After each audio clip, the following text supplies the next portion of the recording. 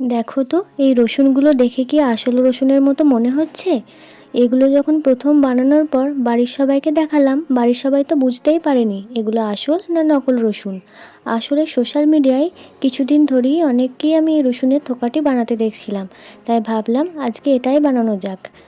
আর এটা বানানোর জন্য সেরকম কিছুই লাগবে না, লাগবে শুধু তুলো আর প্লাস্টিক। আর বাঙালি মধ্যবিত্ত ঘরে এই রকম প্লাস্টিকগুলো থাকবে না সেটা তো কখনো হতেই পারে না। এই রসুনের থোকাটি বানাবো বলে আমি কিছুদিন ধরেই অনেকগুলো প্লাস্টিক জোগাড় করে রেখেছিলাম।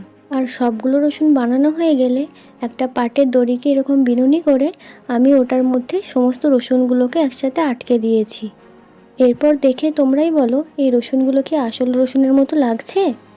আর অবশ্যই কিন্তু তোমরা কমেন্ট করে জানিও এগুলো কেমন হয়েছে, এবং যদি ভালো লেগে থাকে তাহলে অবশ্যই একটি লাইক করে দিও।